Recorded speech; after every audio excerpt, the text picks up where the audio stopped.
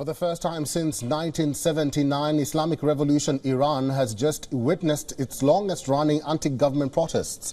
It has been 100 days that the Iranian women are leading the voice of dissent. It all started with the death of a 22-year-old woman in the custody of the morality police. But over the last 100 days, it has become nothing short of a revolution. From hijab to human rights, the government has been cornered on a vast range of issues, or, as the protesters call it, women, life and freedom. In our next report, we are recapping what has unfolded in the past few months, something that has shaken the Ibrahim Raisi regime.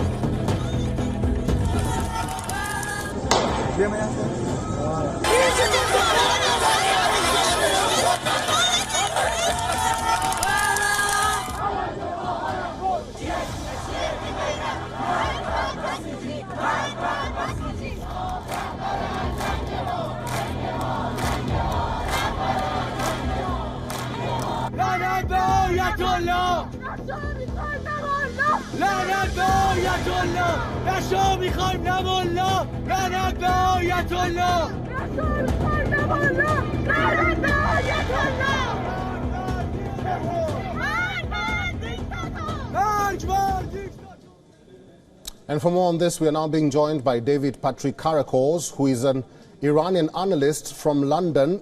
David, welcome to WION, and it's good to have you with us. It's been 100 days of these protests. What do you think the world has learned from these protests? Are there any lessons? I think there are a lot of lessons. First of all, I'm not Iranian, I'm British, but I'm half Iranian by ethnicity. Look, I think the world has learned a couple of things. First of all, the world has learned, if it didn't know already, let's say it's been reminded of the utter brutality of the Iranian regime. This is a regime that will kill young women in the street for the quote-unquote crime of showing their hair in public. I think the lessons learned are also that the regime is in big trouble. I think these protests are very interesting, and I think that's a reason that they've lasted 100 days, which is a long time when you're being brutally murdered and oppressed on the streets. In 2009, I think some of your viewers will remember that Iranians took to the streets during the so-called Green Revolution to protest the vote rigging done by the regime to re-elect their favourite candidate, Mahmoud Ahmadinejad, and the real winner, Mir Hossein Mousavi, was unfairly cheated. During those protests, they wore green because that was the colour of Mousavi's election campaign. That was a protest about vote rigging. Mm-hmm. These protests are not about vote rigging. They're not about corruption. They're not about police brutality per se. They are about the very essence of the regime itself. The regime has lost all legitimacy in Iran now. I believe it's in very, very big trouble. And the second thing that I think we need to understand is the generational one.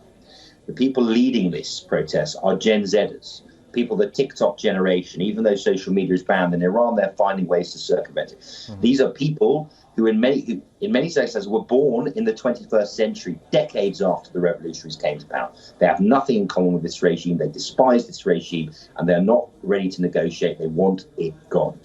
David, now that the regime has insisted and is very adamant that it's not going to leave, and we've said that the world has learned some lessons from these protests, do you think change is imminent in Iran, or it will take some time? I think that's a very good question. Look, I remember that, well, I don't remember, but I was very, very young, but, you know, maybe I wasn't even born. But Jimmy Carter, you know, he said that Iran was, in the 70s, was an oasis of stability in the Middle East. And then 2 years later, or even a year later, the revolutionaries had overthrown the Shah. So one never knows. But for the moment, I think the regime has lost all legitimacy. Change will come sooner or later now, but it depends. The regime still has the monopoly on violence. So it could be, you know, 6 months, a year, 2 years, 3 years, 4 years, 5 years. But I think the regime now is in deep trouble. I think you're dealing with a population, a young population that more and more and more wants nothing to do with them. Please understand as well, this is a population, I will say again, who's grown up with social media. No matter how you try and ban it, they can use VPNs, and they understand what they're missing. They understand how they're losing out. I think for the moment, the regime remains in power. As I say, it has that monopoly on violence. But there are rumblings in the regime itself. If Khamenei does die, and he's very old now, there could be a succession crisis. You know, not really a mullah state anymore. It's a Praetorian Guard state. It's really run by the Revolutionary Guard, the IRGC. So there are huge problems for the Iranians. And if you look at some of the leaked, the papers that were leaked recently in Persian, you can see that they understand they have big problems. And what was really interesting to me is there was, you know, reports from the interrogators in the prison saying, we do not understand what these people are saying to us, these kids, we don't understand what they want. I think the regime is old, it's decadent, it's corrupt. Bear in mind, as well as the oppression, it can't run the state properly. There are huge financial problems. Right. And bear in mind, again, that these protests, you know, are just a continuation of the last few years. COVID saved the regime. People were protesting in 2019, but COVID locked everyone back in. I think the regime's in trouble, but for the moment, they retain the monopoly on violence. And the second point is there's no leader from the opposition. As long as there's no leader, there's no one to replace the mullahs if they fall. But I think that's coming, and I think that their time is limited now.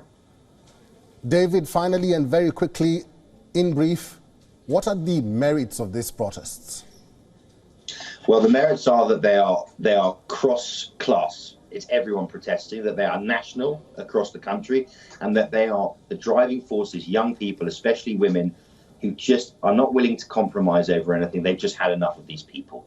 So as many say, it's better to die than to continue to live like this. All right.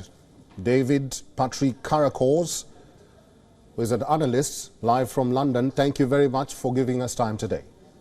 Thank you.